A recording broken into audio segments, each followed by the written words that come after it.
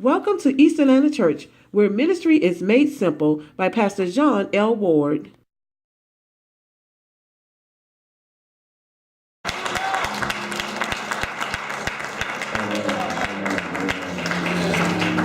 And are y'all glad to be in the house of the Lord? And I like that right there. Okay. Once again, coming back from out of town, just got back on the road. With my daughter. Those that follow me on social media know I did one of those embarrassing things to her. But I love it. I love it. Today I promise I won't really be long because today is a special day for me. Today is the day that my mother entered into this earth, 64 years ago. But, February 8th, I lost her this year, and she transitioned. So this is the first time, you know what I'm saying? So pray with me, you know what I'm saying? Pray with me. Because, sometimes, you can have your ups and downs with people, and Lord knows the people that are friends of mine and close to me know my mother and I had a very unique relationship. But regardless of the fact that that's my mother. You understand? Wouldn't it be amazing if we all had that outlook with people, regardless of what we went through in life, that regardless of how they treated us, how they looked at us, regardless of things that happened to us, that we're still able to look beyond them and love them in spite of? Wouldn't that be a wonderful world that we could live in? That if we stop looking at life as how it's not treating me, but how I can better treat you. It got me thinking that, I've heard all the things that's gone on within these past 2 weeks, and people being accused and things coming out of the closet and the darkness being brought to light. And the greatest thing that hurt me, and I made a statement publicly and been ridiculed by it, but the greatest thing that hurt me is the fact that we're so quick to judge and crucify people, whether they're innocent or guilty. But we never want to be judged in that same manner. We never want to be held accountable for the stuff we do or don't do. But we're quick to hold accountable everyone else.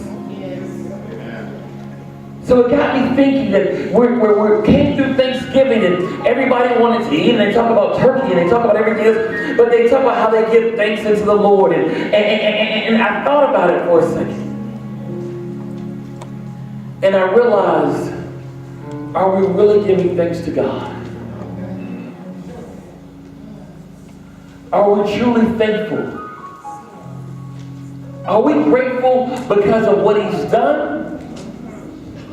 Are we grateful for what He's protected us from? All right.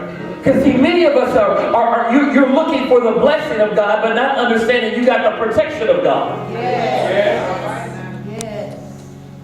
And what we've gone through now, we're saying I'm thankful, and then we have other people who we're in the holiday season where suicide increases, domestic violence increases, crime increases. Because why? People are feeling that they got the bad end of the stick. So God gave me a word, and He says, listen, sometimes people are treating life like a poker hand. Like a hand they played spades with, and they're saying that I got dealt a bad hand. All right. And it's not fair. And because I got dealt a bad hand to me, I'm going to make sure that I do whatever I can to take what you have. To change the dynamics. You all know people like that, don't you? When it doesn't work in their favor, they change the rules. I was reading about the game of Monopoly and how a lot of people play it the wrong way. And I realized that, but the rules were laid out in the game of Monopoly. But we change rules to suit ourselves. Just another thing. How many of y'all know that, when you land on a property in Monopoly, that it has to be bought. And if it's not bought, it has to go up for auction. Immediately. And you don't have to go around the board one time before you can buy a property. But see, we were playing it the wrong way. Now you're like, what does that do with the Bible? Because we have the instructions, but we've been living life the wrong way. We've been playing life the wrong way. Because we're so busy trying to change the dynamics. It reminded me, I don't know how many of y'all caught the Alabama-Minnesota game last night. Not the Alabama-Auburn game. I'm talking the Alabama-Minnesota game, the basketball game. None of y'all know about that, do you? See, y'all so busy because Alabama got upset, but Alabama played Minnesota last night, the basketball team. And a brawl broke out. I'm talking about cleared the bench. The whole bench from Alabama got ejected. Everybody. But 3 players. That means that only 3 players are left to play against 5. We're going to talk about that later. Remember this. Remember this. It doesn't matter what you have, or how many you have, or how it looks for you. It's all about the drive that God put inside of you. Okay? So what it got me to is, in 1 Timothy 4, chapter 4, verses 4 through 5, it says, for everything created by God is good, and nothing should be rejected if it's received with thanksgiving, since it is sanctified by the word of God and by prayer. So what we have to understand is, what you're going through in life, what God has dealt you with, the hand He's dealt you with is good because it was what? Given by God. Well, wait a minute. But the problem is, the reason you can't see it being good is because you haven't been thankful for what God gave you and have not sanctified and prayed about it. I mean, I'm done right there. We can go home. See, we're in a season where we're thinking about, you know what? I have so many people like will come to me now and say, Pastor, you know, it's hard for me because I'm single. You know, you don't understand. You have a family. You have a child. And you don't know what it's like when you don't have a family and you don't have somebody to be with you during the holiday seasons. And God is saying, listen, what I gave you for a purpose. There's a reason why. And I'm going to do something for you, but you got to be thankful for where you are. Because see, there's some people who got a family pushing, they're trying to figure out how to get rid of some of these folks. Oh God, here they come. Some of y'all still got folk at your house on Thanksgiving, don't know they need to go on and go to work. I'm just saying, so be thankful. He said, first of all, when you're being dealt a hand that you feel is not fair, first be thankful. See, I can imagine the coach of Alabama being thankful. He was like, I'm glad I just got 3 players who had the system to sit their tail on the bench and not go fight. Instead of saying, I only got, at least he can say, guess what? I do have. At least I got. Yes. See, we're always talking about what I only have and not realizing the least that I have. I do remember that God does a lot with it, Christ does a lot with the little things. And he said something about being faithful over. So how is it we get mad over the little things that we have? Because we're focusing on the bigger things that we don't have. God is saying, listen, you can't even begin to handle the bigger things because you cannot manage the little things. You got to be thankful. So the thing is, we have to look at our life, and we have to say the first thing, you got to change your perspective. We have a bad hand, change your perspective, change your perspective, change your perspective. What do you mean by change your perspective? That means that stop looking at it as a bad hand. You know, I play spades, and I know some people say that's wrong, but you can give me the 3 of hearts, you can give me the 4 of hearts, you can give me the 6 of diamonds, and I got 1 spade, which is a 3. And most of y'all look at it like, dude, you dead. You're going to look at me and when you go, we part of board, we go on board. You know? I look at it this way. I look at what I don't have. And then I realize what I don't have is what you have. And my job, watch this, is to pull out of you what you got so my partner can win. Because see, since I have nothing, so what most people will say, I realize that my partner got everything. Y'all didn't catch that. See, since I have nothing,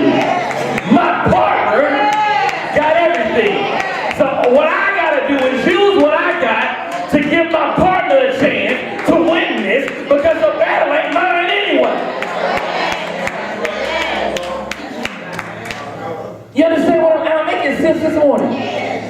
So don't get mad at what you don't have. Be grateful for what you do have. Because guess what? There's some people out there watching you wishing they were in the game. That's right. There's some folk out there trying to get their next up. But you're there. God has called you.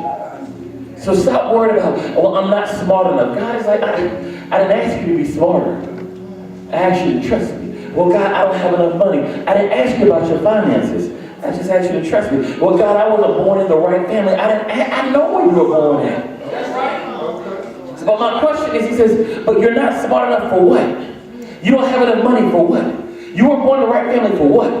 For what is it you think you have to do that I don't know what you have to do that I didn't prepare you for? That's right. Maybe let me break it down this way. What is it that God, since God knows everything, amen? God prepared us, amen? So what is it that you feel you got to tell God about your situation that you don't already know? Y'all got it now. See, you got it now. Okay. So why is it you got to tell him about your situation? Because his thing is, what do you need it for? And here's the greatest thing. Where will God get glory in it if you got everything without God? That's so true. So the next thing we have to look at is, we got to be willing to, what are you willing to sacrifice? That means you got to be able to get out of your comfort zone. And I know y'all get tired of me saying this and saying this and saying this. But here's the thing. We're not growing and we're not doing anything because we're not sacrificing. One of the greatest things, and I'm going to say this, I was helping a ministry. I was talking to a pastor about a month and a half ago. He was like, Pastor, I've gotten everything you said. I'm trying to go to church. I'm doing this, and we have this ministry, we have that ministry, we have this ministry, and this person's doing this, and this person's doing that. And I said, how many people do you have? He said, we got about 70 people. I said, so you just told me 12 ministries that you have, and you got 70 people. Does anybody see a problem already? Here's the thing. You cannot grow when you're spread too thin. That's right. You have to isolate. Come together, isolate some things, and then come together and focus on certain things. See, if I got you worried about your ministry, and you worried about your ministry, and you worried about your ministry, and all of you, guess what? The main ministry ain't getting taken care of. Because see, here's the thing. Where he's trying to get a men's ministry together, you trying to get a young men's ministry together, you trying to get a singing ministry together, guess what we got? We got 2 men over here, 3 men over here, 1 man over here, and you say ain't nobody showing up. Guess what? It's because you divided yourself. Yes. Because everybody wants their name stamped on something. I see so many people mad because I want to go and feed the homeless down in Atlanta, but you got to have a permit, and it's not fair because they're hungry homeless people. Guess what? I'm going to be honest with you. They're not hungry homeless people living in Atlanta. Okay? There is food for them. I can name you 10 organizations that feed them daily. It's the problem that there's a permit. The reason is this, because a lot of homeless people are taking food, selling to homeless people that don't go, and they're getting sick, and they're overflooding the hospitals. And they're also leaving stuff out that's creating rodent problems. Okay, there's so many dynamics that you don't know, but my question I ask people is this: why is it you can't align yourself with someone else who's doing it? That's right. Well, this is what God gave me to do. Yeah, God gave you to do it, but did he give you to do it by yourself? And that's how we treat church. And that's how we treat our life. We want to do it all ourselves. And then we're mad about the hand that we have because we forget we got a partner. You got a partner. Anybody ever watch NASCAR? You know they have other people that drive. You know they switch up drivers. Y'all know that, right? Do you know why? Because you get tired. Right. It's about the team. It's about the team. And in the church we call it the kingdom. But you're busy trying to win your own hand, and you're playing for yourself, and you're not playing for God. And if you're not playing for God, that means you're not playing with God. And if you're not playing with God, that means you're doing it yourself. And if you're doing it yourself, then you have self-absorbed and idol worship. And if that's the case, you're so far left you can't nowhere be right. So it's not a bad hand. But then we have to understand that even when it looks bad, even when we're counted out, and some of y'all look at it like you may say, well, Pastor, you don't know my situation. My situation is dead. You know, I don't have any more money. I can't get any more money. I've been working. I've been trying to get a job. I've been trying to do everything. I've been trying to reach my child. But I get past that past. I'm trying to go to church. I've done this. I've done that. Nothing works. And the one thing I ask is, what is success? What is your success? What does success look like to you? Have you ever asked that question? What does it really look like? Is it the money? Is it people knowing your name? I'm going to tell you, success to me used to be people knowing my name. I can say that. See, I'm going to tell you, success meant two things, money and power. See, before I was saved, my hero was Scarface. I mean, you keep it real. See, y'all don't want to keep it real. You know what I'm saying? Let's just be real. And some of y'all men, I can idolize them too, so don't act like you did. And some of y'all women want to date somebody like that too, so don't act like you did.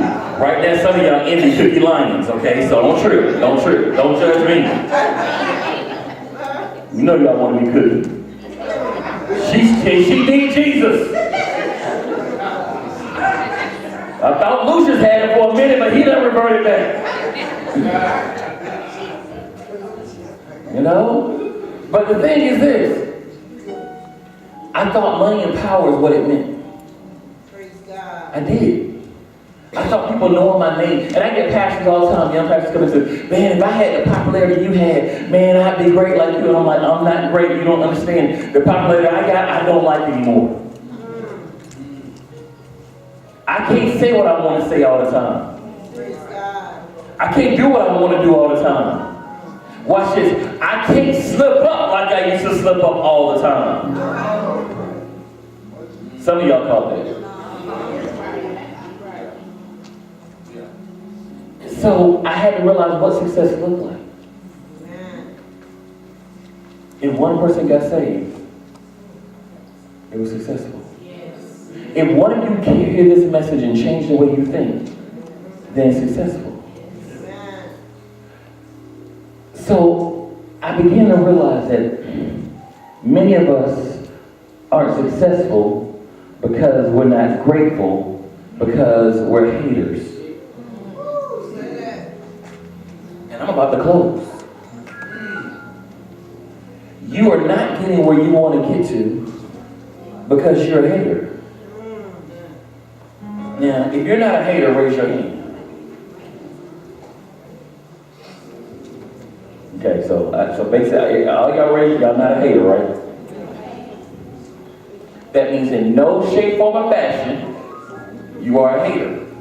That means you're not jealous, you're not envious, you're not worried about what's fair, or whether or not it works in your favor. Right? So that means that the next statements that I'm about to make ain't gonna make you mad. All right, here we go. Let me get 6 men. Is 6 men coming here? 6 men. Get your brother, come on, brother. You fit the description. I need you to come on. Let me see. How many I got here? I need one more man. Brother, can I get your help, man?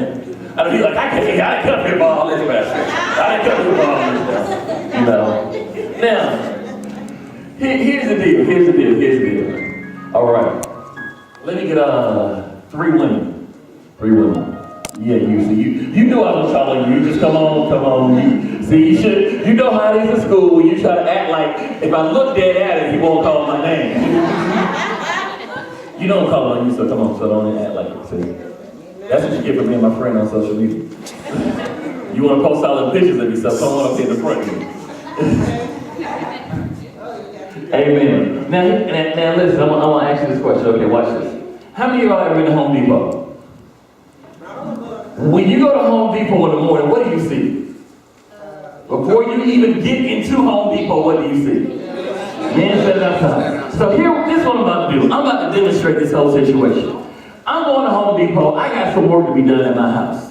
Okay? I got a fence to be built. Listen, so all y'all work out, sitting outside looking for work. And the reason I did was because women be out there too. So I want to make sure we're gender clear. I'm not being biased here, okay? All right, because women can do work, right? Okay, so now y'all act like y'all at Home Depot. I'm driving up. What you gonna do? What you doing?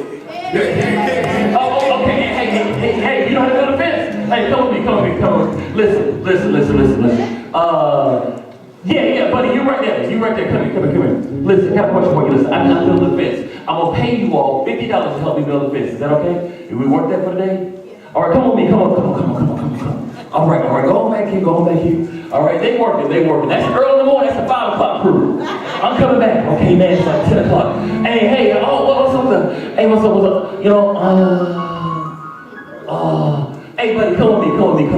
Young lady, come with me. You too, come with me. Listen, I'm building a fence. What if I pay you $50 to help you build this fence? Y'all gonna do that for me? All right, come on, let's go. Come on. All right. Now remember, this is a 12 o'clock crew. That was a 5 o'clock crew. Okay, so they've been working how many hours? About 7 hours already, right? Okay. Now I'm pulling up. Hey. What's up? Oh, listen, buddy. You come with me, man. Hey, big dog, come with me. You can look a whole lot. Listen, I'm building a fence, right? Can y'all work with me for the day? I pay you $50 to build a fence. Is that good? All right, come with me. Okay. Now this is the 3 o'clock crew. Now, here it is 5 o'clock. Okay? My job gonna be open about an hour. Hey, y'all still out here, right? Yeah. Now here's the thing. This is you. Look at these guys. They look like they can work, don't they? I picked women. I picked somebody smaller. I picked someone older. I picked someone educated that looked like he ain't never worked a hard day in his life. He used his brain. You know what I'm saying? I'm just messing with you, bro. But you know you look educated. You know, I'm just saying. You got that tax collector. You know what you're doing. You know. But just a joke, just love it. But but this is us. And you're like, I know I can do this. You know what I'm saying? I'm dressed for it. I've done it before. Right. And you watch people that in your mind look like you are better than them, doesn't it? And you know you could have done that work. And you got a family to feed. Yep. Are you mad now? Yeah. I'm feeling fresh. You mad now, aren't you? Because you've been out there all day. You've been praying. And this is the last thing, and you know you got to get that bill paid. And I have taken people that you looked at, and you know you can do that work. I'm coming to you at 5 o'clock. Listen, man. I'm building a fence. Pay you $50. Y'all gonna help me build a fence? Yeah. All right, come on. Let's go. Now go on. Now watch this. The end of the day comes. All right, listen. It's payday, bro. Thank y'all for building a fence. Come on up here. Watch this. The last shall be first. Hey, bro. Thank you. Here your $50. Here your $50. Now, what's going to happen here? Give $50. Yeah, we work more than them. You work more than them? But what did you agree to? $50. Give your $50. Give your $50. Uh-oh. Now, y'all been here since like 5 o'clock, huh? Y'all done work 13 hours. You ain't mad, is you? You had a little salty out here. I know you mad. She is turned up. She about to go off. You tell her you mad now about those 13 hours. You been out here. And your mom gonna give you $50. And I just gave that man $50 for working an hour. Are you mad? Is you mad or no? You big mad. You mad dog. You right back. All right. Here's the thing, y'all have a seat. Here's the thing. Y'all all haters. Y'all all haters. Because see, you agreed to the $50. Didn't you? That's what you said. In the beginning, $50, yeah, I can do that. you turn me? Matthew. Turn me, Matthew, chapter 20, verses 1 through 16. You know, and it's a parable of the landowner. And this is what he did. But what we miss is, do you realize you 13-hour workers would have worked longer had it been just the three of you, had I not brought other people in? Do you realize you all that started at 3 o'clock wouldn't have got off at 6 o'clock to be home and have dinner with your family and be able to use that $50 or get there to pay the bill in time before they close had I not brought those last 3 in? See, you weren't thankful for what you had. And here's the thing. Do you think when I come back on my next job, I want to pick you because you had an attitude when I paid you? And you want to consider me being wicked? Am I going to use you again? No, because you weren't faithful on the little things. See, this is the problem. We're not thankful. We're not grateful. And we're not gracious to each other. We're a bunch of haters. Because if it don't work in my favor, I'm going to make sure it don't work for nobody's favor. You know? And I know he was joking, but somebody for real would have been like, I'm going to be right back, bro. Oh, it's like that. I got you, partner. We gonna settle this right then. But the thing is, God said, I got you. Amen. Just be thankful for what I'm giving you. The hand I dealt with you for a reason. See, the reason, some of you all feel the reason that it wasn't fair for me to pick you early, but you know what? I picked you early because I realized that you were in the way the whole day. You were left by 12 o'clock. You know, some of us get impatient, don't we? So God chooses the reason. He chooses some people early because he realized that they don't have the patience to wait. They don't have the intestinal fortitude to hang on and dig in. So when you were the last one, God has looked at you and said, listen, son, I see the value in you. I see the strength in you. And that is the reason I let you hold on just a little while longer. Because I knew when your time comes, you were going to still be there waiting on me to bless you.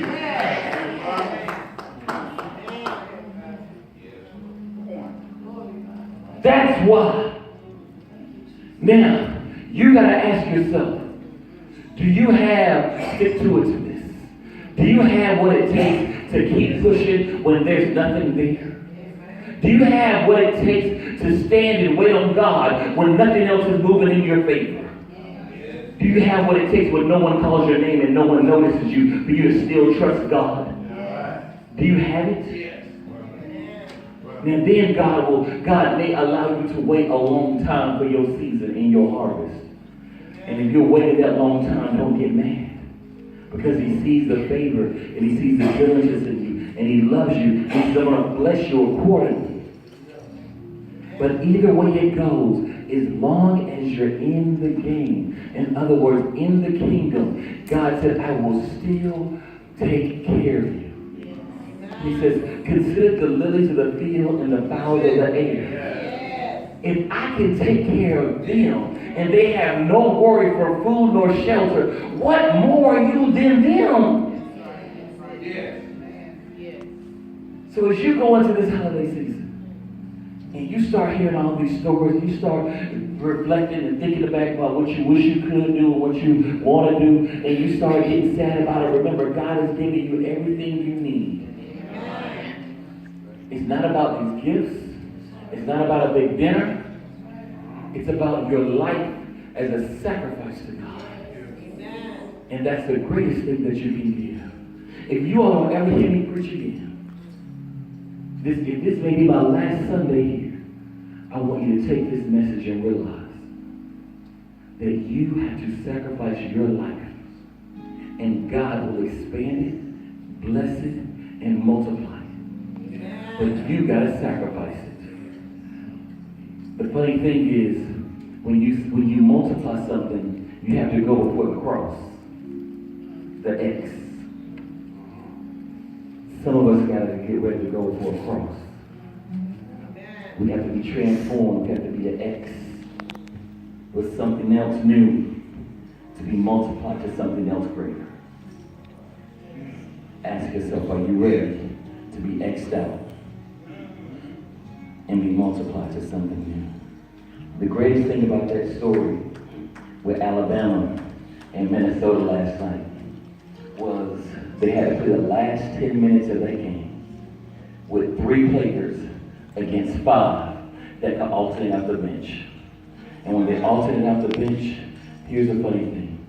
They outscored those 3 young men, outscored those other players.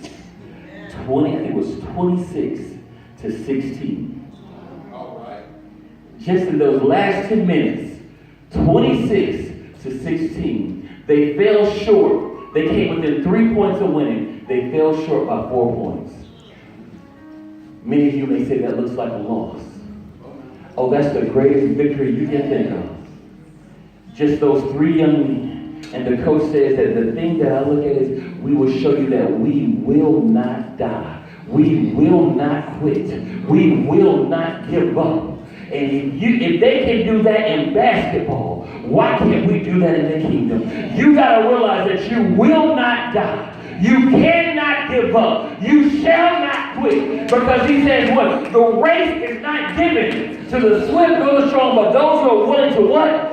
Endure to the end. I ask you this morning, can you endure? And can you endure without hate? Love one another.